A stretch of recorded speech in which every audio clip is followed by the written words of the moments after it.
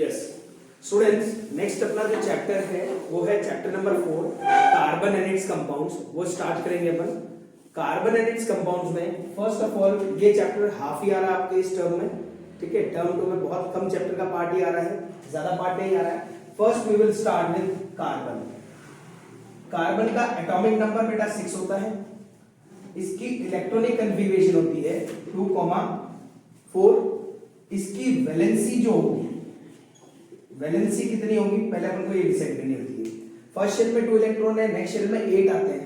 यहाँ पे कितने बचे 4, तो ये 4 ही इलेक्ट्रॉन क्या करेगा अपने वैलेंसी में यूज लेगा। इसको गेन या लूज करना है, यानी इसको अगर अपन बोले कि इसकी आउटर मोस्ट शेल को कंप्लीटली फिल्ड करना है तो इसको कितने इलेक्ट्रॉन्स की रिक्वायरमेंट होगी 4 की। आउटर मोस्ट शेल को अगर कंप्लीट करना है तो कितने इलेक्ट्रॉन्स की रिक्वायरमेंट होगी 4 की।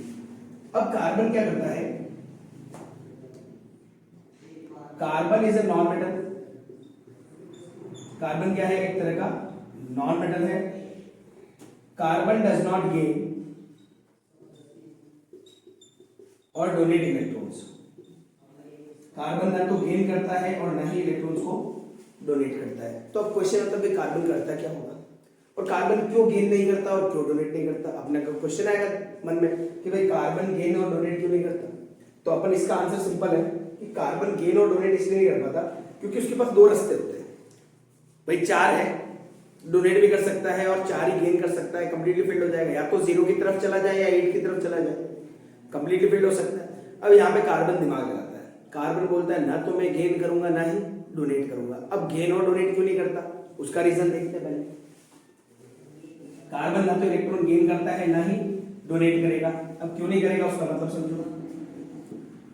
देखो कार्बन, फर्स्ट क्वेश्चन इसका इससे बनता है, carbon does not exist as C4+ और C4-। कार्बन ना तो 4 डोनेट करता है, डोनेट करोगे तो आपके ऊपर 4+ आएगा, गेन करोगे तो आपके ऊपर 4- आएगा, ठीक है। डोनेट करोगे तो 4+ आएगा और गेन करोगे तो 4- आएगा। यस, अब कार्बन 4 डोनेट क्यों नहीं करता, उसका reason, the size of carbon is very small and high amount of energy required to remove electrons। अभी तक टोटल 118 एलिमेंट है, ठीक है। 118 एलिमेंट है टोटल। अब यहाँ पे पूछ रहा है कि कार्बन 4 डोनेट क्यों नहीं करता। कार्बन की साइज बहुत ज्यादा छोटी होती है और बहुत ज्यादा एनर्जी चाहिए, और 118 एलिमेंट में से कोई से भी ऐसा एलिमेंट नहीं है जो इलेक्ट्रॉन्स क्या करता हो, डोनेट करता हो। इसलिए कार्बन कभी भी इलेक्ट्रॉन डोनेट नहीं करेगा। अब कार्बन गेन क्यों नहीं करता, कार्बन गेन क्यों नहीं करता, -4 क्यों नहीं होता, +4 क्यों नहीं होता। -4 इसलिए नहीं होता, if carbon gains electron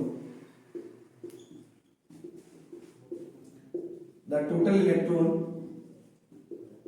becomes 10। Total electrons कितने हो जाएंगे 10, बट द प्रोटॉन्स आर 6।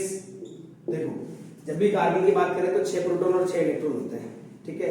अगर कार्बन 4 गेन करेगा तो कार्बन के इलेक्ट्रॉन तो बढ़ जाएंगे, प्रोटॉन कभी भी ना तो बढ़ते हैं ना कम होते हैं, क्योंकि प्रोटॉन कहाँ प्रेजेंट होते हैं, न्यूक्लियस में। न्यूक्लियस को आप तोड़ नहीं सकते, तो न्यूक्लियस में ना तो कोई इंक्रीज होगा ना कोई चीज डिक्रीज होगी, तो प्रोटॉन का नंबर हमेशा फिक्स रहेगा, ठीक है। सो 6 protons can not hold 10 electrons. 6 protons कभी भी 10 इलेक्ट्रॉन को होल्ड नहीं कर पाएंगे, इसलिए कार्बन 4 गेन भी नहीं करेगा, ठीक है स्टूडेंट्स। कार्बन ना तो 4 डोनेट करेगा और ना ही 4 गेन करेगा। डोनेट क्यों नहीं करता, क्योंकि साइज छोटी है, अमाउंट ऑफ एनर्जी हाईली, बहुत ज्यादा हाई अमाउंट में रिक्वायर्ड होती है। 4 गेन क्यों नहीं करता, क्योंकि 4 गेन करने पर इलेक्ट्रॉन 10 हो जाते हैं, प्रोटॉन 6 हो जाते हैं, और 6 प्रोटॉन 10 इलेक्ट्रॉन को होल्ड नहीं कर पाएंगे, दैट्स व्हाई, ठीक है स्टूडेंट्स। नेक्स्ट है इसके बाद, अब कार्बन करता क्या है। कार्बन ना तो डोनेट कर रहा है ना गेन कर रहा है, तो इसकी बॉन्डिंग कैसी होगी। जैसे अपन ने चैप्टर नंबर 3 में पढ़ा था कि आयनिक बॉन्ड होता है, यानी क्या होता है कि एक जना डोनेट करता है, एक जना गेन करता है, तो आयनिक बॉन्ड बनता है, यानी उस जो डोनेट कर रहा है उसका इलेक्ट्रॉन गेन वाले के पास चला जाता है। यहाँ पे क्या होता है, carbon forms covalent bond. Carbon हमेशा कौन सा बॉन्ड बनाएगा, कोवेलेंट बॉन्ड बनाता है।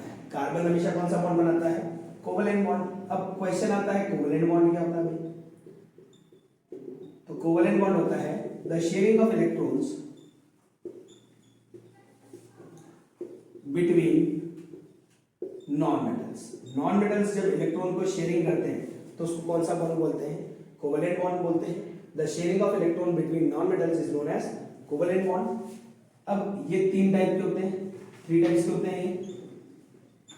एक होता है सिंगल कोवेलेंट बॉन्ड, सीबी लिख रहा हूं। एक होता है double covalent bond, CB means covalent bond है। और एक है triple covalent bond. One electron is shared, अगर एक वन पेयर ऑफ इलेक्ट्रॉन है ना, one pair of electron is shared, अगर एक इलेक्ट्रॉन का पेयर शेयर हो रहा है तो वो होगा सिंगल। दो पेयर शेयर होंगे, एक पेयर में दो इलेक्ट्रॉन आते रहता है ना, हमेशा ध्यान रखना। एक पेयर में how many electrons will be there, two electrons. Two pair में कितने आ जाएंगे, फोर इलेक्ट्रॉन्स। और थ्री पेयर में आ जाएंगे एट इलेक्ट्रॉन्स।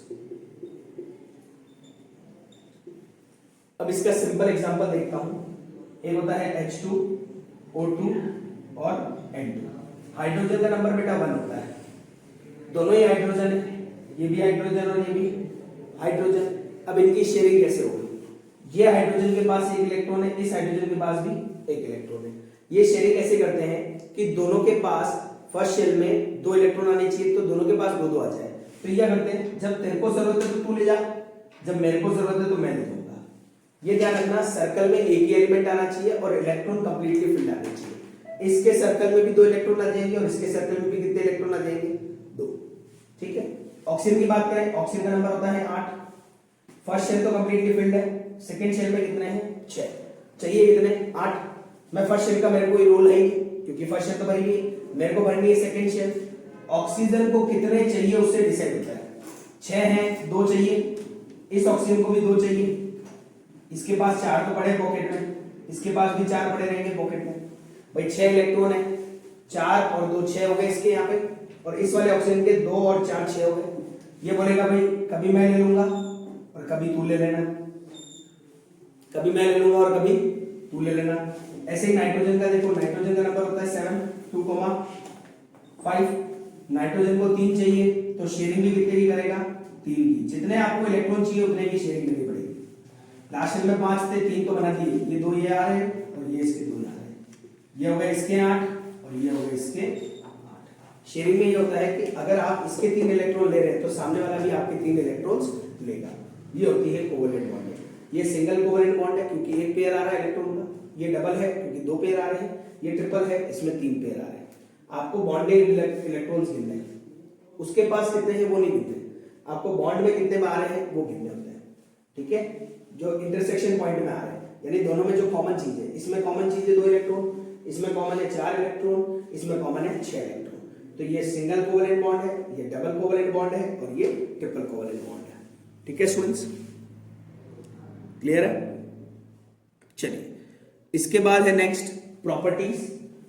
कोवेलेंट बॉन्ड की क्या क्या प्रॉपर्टीज होती है, सबसे इंपॉर्टेंट वही है कि कोवेलेंट बॉन्ड की प्रॉपर्टीज आपको पता होनी चाहिए।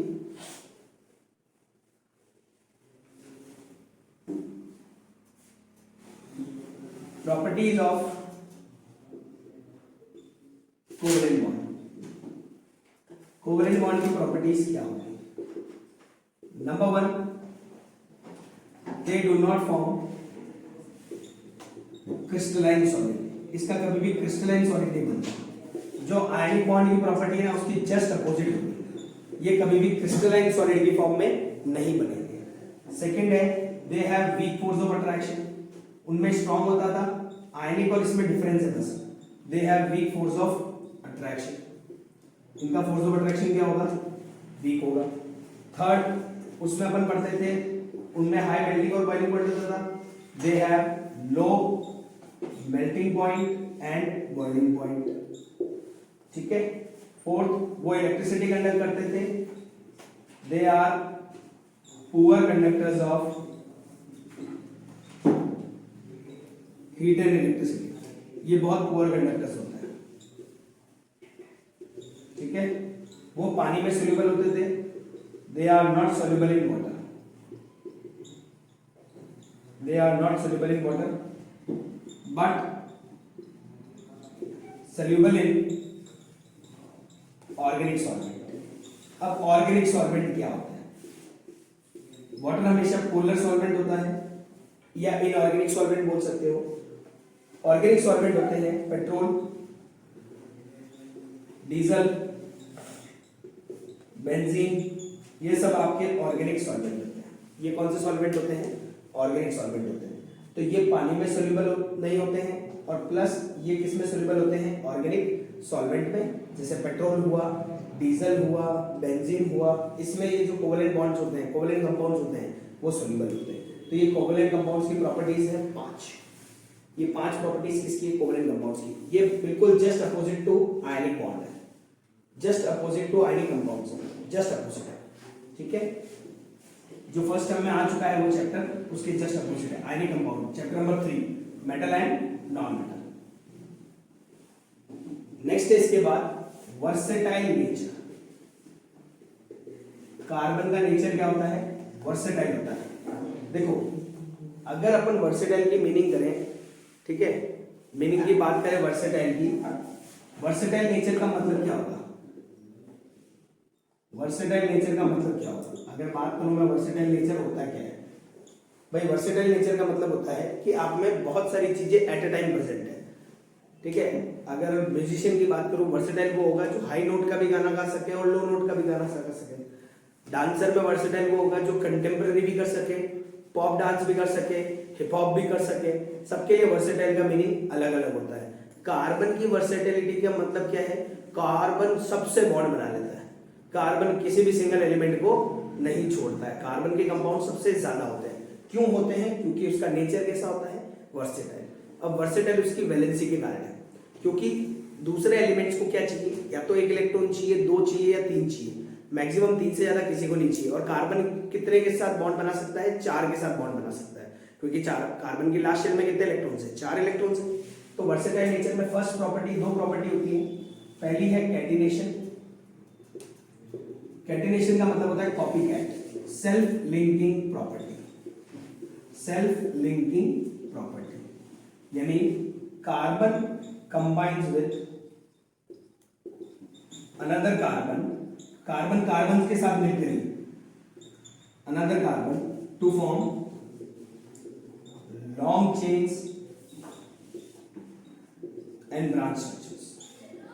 कार्बन कार्बन के साथ मिलकर ही बहुत लंबी लंबी चेन्स बनाता है और ब्रांच स्ट्रक्चर्स बनाता है, ठीक है। अब कार्बन के अलावा कौन ऐसा एलिमेंट है जो कैटिनेशन शो कर सकता है? कार्बन के अलावा कोई भी ऐसा एलिमेंट नहीं है जो कैटिनेशन शो करता है, केवल कार्बन ही शो कर पाता है। ध्यान रखना हमेशा, कैटिनेशन का मतलब होता है सेल्फ लिंकिंग प्रॉपर्टी, यानी कार्बन कार्बन के साथ ही कंबाइन होकर लंबी लंबी चेन्स और ब्रांच स्ट्रक्चर्स बनाता है, ठीक है। ऐसा सिलिकॉन का भी पूछते हैं कि सिलिकॉन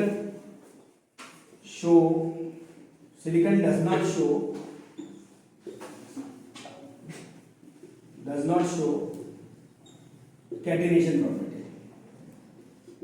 सिलिकॉन कभी भी कैटिनेशन प्रॉपर्टी शो नहीं करता। क्यों नहीं करता? Due to its large size and highly reactive. Silicon क्या होता है? बहुत ज्यादा रिएक्टिव होता है। अगर कार्बन और सिलिकॉन की बात करूं, दोनों में कंपेयर करो, देखो कार्बन में होता है 2,4, सिलिकॉन में होता है 2,8,4, ठीक है। लास्ट शेल में दोनों के 4,4 है, लेकिन सिलिकॉन की साइज क्या होती है? बड़ी होती है। सिलिकॉन की साइज बड़ी होने के कारण और इसलिए ज्यादा रिएक्टिव होता है, इसलिए कैटिनेशन प्रॉपर्टी कभी भी शो नहीं करते हैं, कभी भी कैटिनेशन प्रॉपर्टी शो नहीं करेंगे। दूसरी जो प्रॉपर्टी होती है वो है टेट्रावैलेंसी। टेट्रावैलेंसी का मतलब होता है वैलेंसी 4, जिसकी वैलेंसी 4 होती है उसको टेट्रावैलेंसी कहते हैं, ठीक है। अब इस टेट्रावैलेंसी के कारण carbon forms many compounds with other elements इस प्रॉपर्टी के कारण कार्बन बहुत ज्यादा कंपाउंड्स बना पाता है। तो दो प्रॉपर्टी है, कैटिनेशन और टेट्रावैलेंसी। टेट्रावैलेंसी का मतलब है वैलेंसी 4 है, इसलिए बहुत ज्यादा कंपाउंड्स बना पाएगा अदर एलिमेंट्स के साथ। अगर इसकी वैलेंसी 4 नहीं होती तो ये अदर एलिमेंट्स के साथ कंपाउंड्स नहीं बना पाता। ठीक है students, thank you so much. Next class में अपन आगे वाला पार्ट देखेंगे, उसमें जो अपन पढ़ने वाले हैं वो है सैचुरेटेड अनसैचुरेटेड हाइड्रोकार्बन्स, ठीक है, एल्केन एल्कीन एल्काइन, उनके इलेक्ट्रॉन डॉट स्ट्रक्चर, वो सब पढ़ेंगे। Thank you so much.